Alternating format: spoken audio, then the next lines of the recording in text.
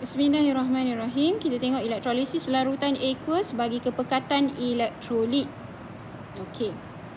Kepekatan elektrolit ni hanya fokus kepada anod. Okey, apa maksud saya Okey, kita tengok dulu kepada elektrolit ni. Yang pertama, cek sama ada elektrolit ni ada ion halida ataupun tidak. Ion halida maksudnya dia ada ion klorida, bromida ataupun iodida. Ada tak mana-mana dalam ni? Contoh dalam asid hidroklorik, ada tak klorida? Ada kan? Okey, so dia ada. Yang kedua, tengok sama ada dia pekat ataupun cair.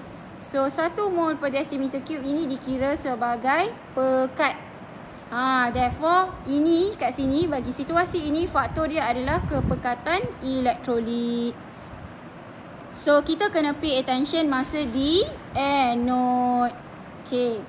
So saya akan terangkan satu persatu. Kita start dengan seperti biasa. Kita tentukan anode dan kathode berdasarkan kaki bateri. So yang ini adalah anode sebab bersambung kepada terminal positif bateri. Manakala yang ini adalah kathode sebab bersambung kepada terminal negatif bateri.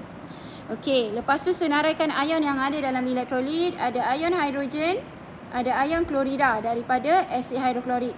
Lepas tu ada air juga sebab nak jadikan asid hidroklorik ni kita kena tambah air. Remember, asid hanya akan menunjukkan sifat asid jika ada ion hidrogen, maka kita kena tambah air lah. Dia memang ada air lah original pun. Sebab semasa supplier hantar larutan tu sangat pekat. So kita akan dilutekan. Pekat tu 12 molar pun ada. So kita jadikan dia 1 molar kan. So kita kena cairkan dia. So bila kita cair, definitely kita ada air lah. Basically kalau benda tu larutan mesti ada air lah. So dalam kepala you mesti ada air. Okay, so sekarang yang pergi ke anode adalah ion klorida dan ion hidroksida. Sebab ion bercas negatif ke anode. Manakala ion bercas positif, kat sini ada satu je lah, satu jenis je, ion hidrogen je kan. Dia akan ke kathode. Okey, kena berhati-hati di sini sebab faktor kita adalah kepekatan elektrolit. Maka yang menjadi pilihan di anode atau anion yang menjadi pilihan bukan lagi nilai inod, tapi kita akan pilih ion halida. Walaupun kalau kita tengok nilai inod bagi klorida adalah positif 1.36. Nilai inod bagi hidroksida adalah positif 0.40. So nak ikutkan nilai inod hidroksida adalah lebih negatif ataupun kurang positif. Tetapi no, disebabkan ini adalah faktor kepekatan elektrolit, kita akan pilih ion halida without contest. Memang dia yang dipilih. Nampak ni? Dalam buku teks also diterangkan faktor ini hanya dipertimbangkan untuk pemilihan ion di anode sekiranya larutan aqueous ada ion halida. So jika ada ion halida, macam mana? Ion halida kepekatan lebih tinggi. So disebabkan kepekatan lebih tinggi, maka ion halida itu akan dinyahcas, dioksidakan dekat anode walaupun nilai inod ion halida tu lebih positif. So saya harap clear. So bila you tengok ada larutan tu ada halida, lepas tu dia pekat, pay attention, be alert, you akan pilih ion halida di anode. Anion tu you akan pilih ion halida. Okay, so then tak pakai dah lah sebenarnya nilai inod ni. Betul lah, in a way tak ada pakai lah. Sebab untuk this particular soalan, even dekat kathode pun hanya ada ion hidrogen sahaja kan. So mari kita tengok apa berlaku di anode. Okay, di anode kita dah pilih ion klorida. Ion klorida apa dia buat di anode? Akan mendermakan elektron. Satu elektron sebab charge dia 1 menjadi atom klorin. Tapi remember, atom unsur kumpulan 17 tak boleh wujud sebagai atom, maka dia jadi molekul. So kita letaklah macam ni.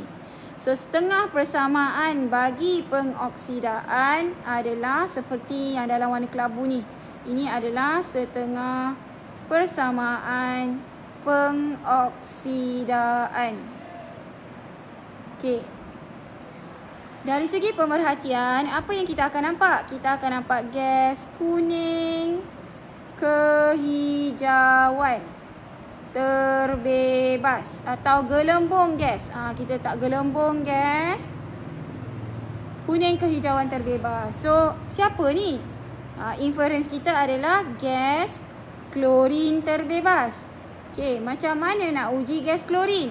Boleh guna 111 trikloroetana ataupun gunalah kertas litmus. Sebab saya pernah buat eksperimen ini, di hujung video ni saya akan tunjuk. Ujian gas dia kita boleh guna kertas litmus. So, kaedahnya adalah celupkan, kita panggil celup ke? Masukkan kertas litmus biru lembap ke dalam tabung uji yang mengandungi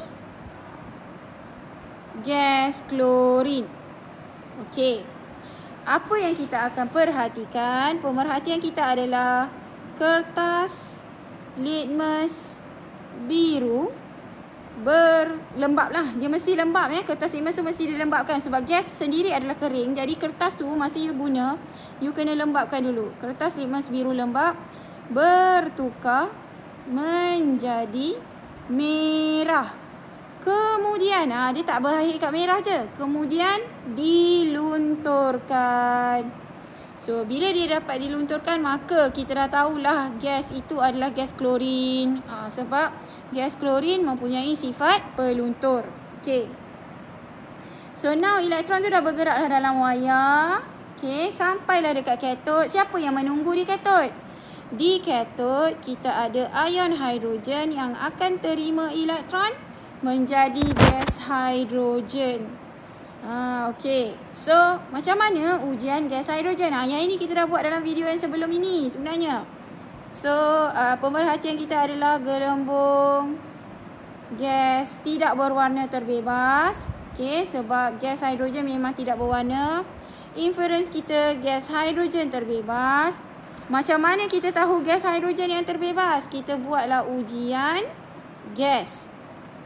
Ujian gas hidrogen. Macam mana? Kaedahnya adalah kita letakkan kayu uji menyala pada mulut tabung uji yang ada gas hidrogen. Hanya pada mulut dia sahaja kita tak masukkan ke dalam. Saya dah explain dalam video yang lepas sebelum ni, boleh tengok. Pemerhatian bunyi pop terhasil. Pemerhatian ni tak semestinya melibatkan mata. Cuma most of the time pemerhatian kita menggunakan deria penglihatan. Sebab pemerhatian adalah mana apa yang you buat dengan deria you. Deria you can be penglihatan, pendengaran, even rasa. Tapi dalam kimia ni tak adalah yang rasa. So ada 5 deria kan. Itu semua boleh digunakan sebagai pemerhatian. Dalam kes ini pendengaran lah, kita dengar bunyi pop. Okey. So, itu adalah benda yang berlaku. Macam mana pula kita nak tengok persamaan ion? Okay? Persamaan ion kita ni persamaan yang pertama, iaitu setengah persamaan pengoksidaan. Okay? Kita jadikan dia persamaan pertama. Yang ini adalah setengah persamaan penurunan. 2H plus 2 elektron hasilkan H2. Ini persamaan yang kedua. Okay, so macam mana nak buat? First, pastikan bilangan elektron sama. Okey, so sama dah kan? Sama, senang. Okey, apa kita buat? Kemudian kita letak arrow. Kita nak gabungkan persamaan 1 dengan 2 dalam kes ni. So 2Cl negatif plus 2H plus 2 elektron, jadilah apa hasil dia? Hasil dia Cl2 2 elektron dan H2. Cl2 2 elektron dan H2. Semua yang selepas arrow. Okey, dan kita cancel off elektron ini sebab ada kiri, ada dekat kiri, ada dekat kanan. Jadi kita rewrite persamaan ini 2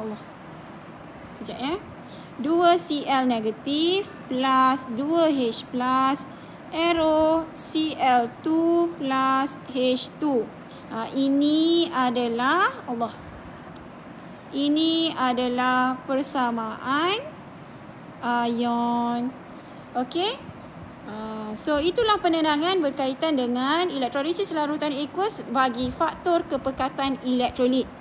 Mungkin anda boleh try buat sendiri. Katalah elektrolit kita adalah larutan koprum 2 klorida. Macam mana ke hasil dekat anod, macam mana hasil di katod.